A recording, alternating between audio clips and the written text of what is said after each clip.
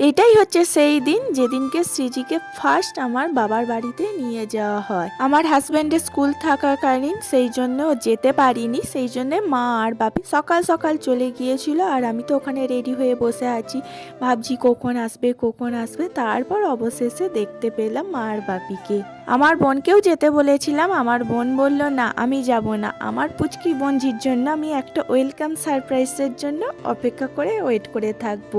ঠিক আছে। আরে দেখো সামনে একটা প্যান্ডেল দেখতে পাচ্ছ তো, আমি ভেবেছি ওখানে আবার প্যান্ডেল দিয়ে আবার কি ডেকোরেশন করেছে। না না, আমাদের ওখানে গান বাড়ি ছিল বলে সেই জন্য প্যান্ডেল দিয়ে সাজিয়েছিল। আমাকে 4 দিনের মাথাতেই ছুটি দিয়ে দিয়েছে আর 2 দিন পর থেকেই আমি চলাফেরা করছিলাম নার্সিং হয়ে। আর আমি তো আস্তে আস্তে হাঁটছে, মনে হচ্ছে এই পেট খুলে যদি পড়ে যায়, কি ভয় করছিল প্রথম প্রথম যখন হাঁটছিলাম। আর মা তো কি তাড়াতাড়ি ছুটছে নাতনিকে নিয়ে, কি সারপ্রাইজ ওয়েলকাম করে রেখেছে। বাড়িতে বোন ছিল বলেই এত সুন্দর ওয়েলকামটা করেছিল। তারপর দেখছি ওখানেও আমার তো নখ চেঁচে বাড়িতে ঢুকতে হয়, সেই জন্য দেখছি নাপিতও চলে এসছে নখটা চেঁচে দেওয়ার জন্য। তো দেখো আমার বোন এখানে কত সুন্দর করে ডেকোরেশন করে দিয়েছে ওয়েলকাম বেবি বলে।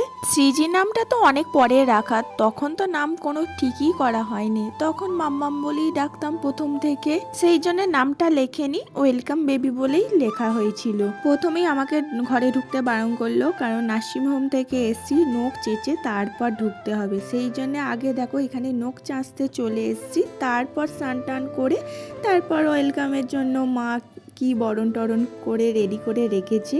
আর পুচকিকে দেখো না, কোলেই নিতে পারছি না। হ্যাঁ বোনপো বঞ্জিকে মানুষ করেছি ঠিকই, কিন্তু এই এত পুচকি বাপরে, যেন গলে গলে পড়ে যাচ্ছে মনে হচ্ছে। সেই জন্য আমাকে নাপিত কাকিমা বলছে ভালো করে নাও। সৃজিকে এখনও নিজের ভিডিওগুলো দেখালে ও নিজেই বলে পুচকি বেবিটা মাম্মাম কোলে নিয়েছে, ওর কি হাসি পায় পুচকি ভিডিওগুলো দেখতে। আমি আবার বলবো দেখ এই মাম্মামটা দেখ পুচকি কত ছোট্টরি ছিল, ও সেই জন্য বলবে পুচকি বলে ডাকবে, যে এটাই সৃজি, কিন্তু ওই না এটা পুচকি।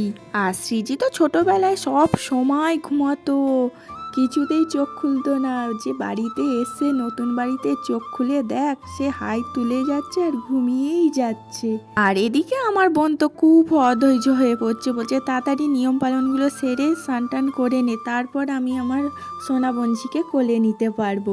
এই এত সুন্দর মুহূর্তটা ক্যামেরা বন্দি করে রেখেছিলাম বলেই সেই জন্যই রয়ে গেছে, সেই জন্য আবার পরে যখন খুশি দেখতে চাইলে দেখতে পারি। নার্সিংয়ে যখন আমার ডক্টর অপারেশন করছে বলছে তুই কি করিস, আমি বললাম আমি হোম বেকার। বলছে তাই, তাহলে তো তোর হাতে কেক খেতেই হবে। তখন তো আমি কেক করব কিভাবে, যে ঠিক আছে কোনো সময় যদি সুযোগ হয় তাহলে কেক করে খাওয়ানো হবে।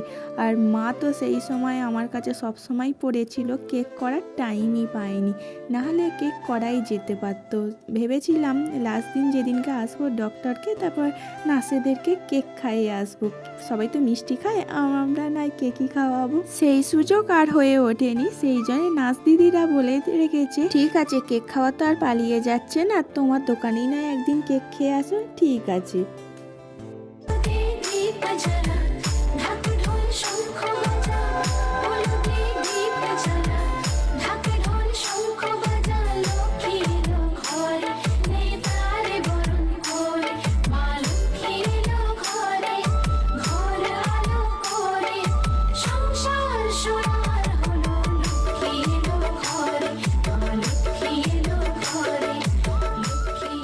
বোন দেখো এখানে আর একটা ছোট্টরি বেবি গার্ল বলে একটা কেক করেছে, খুব সুন্দর করেছে, একটা ছোট্টরি কেক আর বেলুন দিয়ে চারিদিকে ডেকোরেশন করে রেখেছে। আর আমি তো এইসব কিছু প্ল্যান করে যাইনি, আমার বোন সব কিছু প্ল্যান করেছে, সেই জন্যে যতটুকু পেরেছে সিম্পল কেকের উপর ডিজাইন করে নিয়েছে। আর দেখো সৃজি সব সময় ঘুমিয়ে যাচ্ছে, এখনও ঘুমাচ্ছে কেক কাটিংয়ের সময়। তো ওকে তো কেক দিতে পারবো না, ওর হয়ে আমিই খেয়ে নিলাম।